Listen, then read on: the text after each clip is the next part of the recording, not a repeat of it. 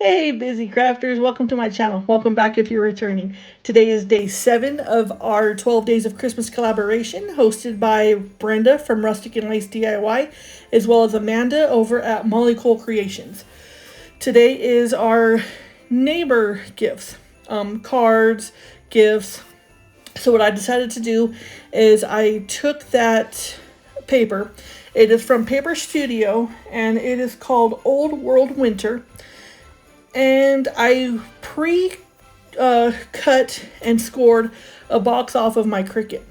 Now, normally, what we do for our neighbors is we make cookies, and so there's always a ton of cookies, and there's anywhere between 7 to 10 different cookies, fudges, peanut butter balls, the works, and that's when we really go crazy. And my back really hates me for probably about 2 to 3 weeks after the baking frenzy. But that's what we do for our neighbors. So I'm not going to be in the kitchen, baking, all these cookies. So what we're going to do is we're going to do something just a little bit easier today. And like I said, that was cut off on the Cricut. I'm just cleaning up the little sides because I think I have to change my blade now. And yeah. So, with this box, there was really no instructions on how to put it together. So your guess is as good as mine. And I figured a way where it works, it holds the cup, and everything is good. So now for the next, several minutes, you're going to be watching me, fold over the box in the pre-scored areas. And yeah. So the good thing about this is the sides, they have the little Christmas tree cut out so you can kind of see the cup. This is for an 11-ounce coffee mug. And you can also go ahead, which I should have done, is use those little cutouts that are the trees for the actual name tags or the to and from tags. Now this step I didn't have to do, but I did get that poster board from the Dollar Tree a while ago, last Christmas actually. And I went ahead, and to make myself feel a little bit better about a cup sitting on paper as a present, I just put in a little bit of, sturdiness. And I really didn't have to do that because it elevated the cup a little bit, so it wasn't too bad, but, it works either way. So it's not like catastrophic if it's not in there, and it's not catastrophic if it is in there. The reason why it's not catastrophic if it is not in there is because the handle of the cup sticks out the side of this box, and so you can just hold the present like that. So the bottom is not really needed.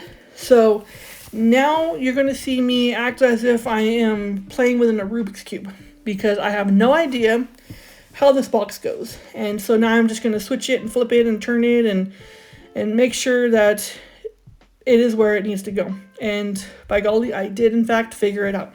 So that was kind of nice. I got those little glue tape. Those things are amazing. They work really well when I do my cards, because I also do make cards. And so I just, now we're gonna, try to put the box together. It took a little bit, but in the end it worked, and it's really cute. Now I don't have, like DIY number 1 or DIY number 2. We are doing two different things, but they kind of coincide with each other. So that's what we're gonna do here. And now I'm just, doing the little glue on the little flaps and, stuff like that. So, yeah, here we go. So if you're liking what you're seeing so far, please, subscribe. Give this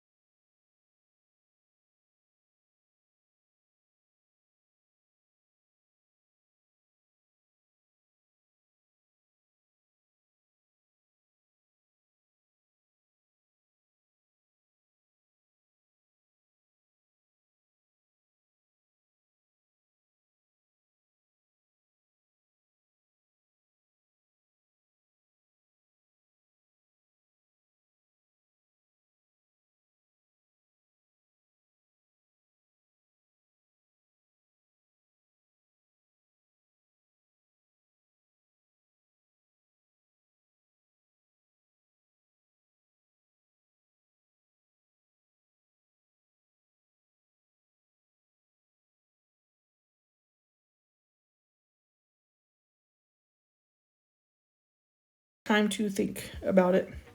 But then, yeah, there it is.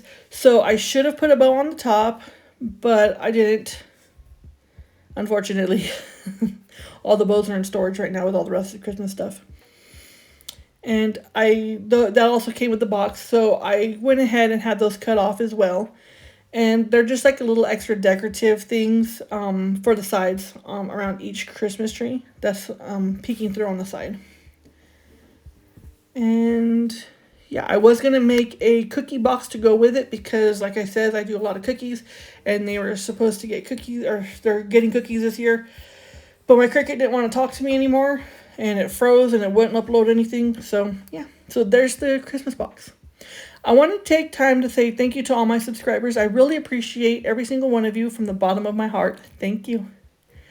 Now here is part 2 of the first DIY. And what we're going to do is we're just going to make homemade hot cocoa.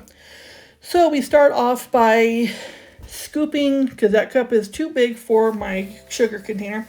So we just scoop 1 cup of white sugar, which is going in right now. And then for the cocoa part, we do 3/4 of the Hershey's cocoa. Any cocoa is fine. It's just that that's what Sam's Club sells, and it's very large actually for a very inexpensive price. And then here's where it gets creamy. So we use the powdered creamer in chocolate. So that is chocolate powdered creamer, and it's supposed to be a 1/2 cup. I started putting it in the 1 cup because that's what the recipe calls for, but I cut it in half. So now it's just in a 1/2 cup. And then we just mix it up really good. And for our home one, I actually end up putting chocolate chips in there because it's hot cocoa. So the chocolate chips will end up melting and it's even more chocolatey. And yeah, so you can go ahead and add that if you want to. But now we're just going to stir it up, make sure all the lumps are out of the sugar and the cocoa, because you know how cocoa can get really lumpy.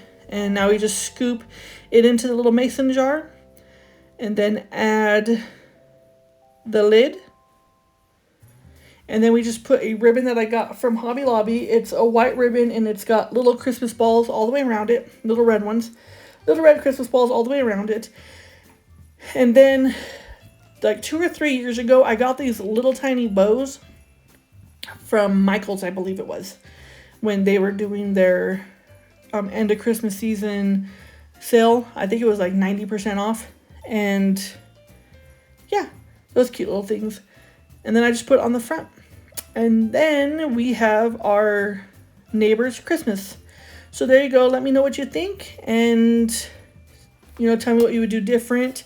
The recipe for the hot cocoa will be in the description box below, as well as the hosts. Their links to their channels will be in the description box below, as well as the playlist. So go ahead and follow me on all of my social medias. The descriptions or the links to them will be in the description box below. Once again, I want to thank Brenda with Rustic and Lace DIY, as well as Amanda with Molly Cole Creation for hosting this wonderful collaboration. I appreciate all you guys for watching my channel, and remember to subscribe,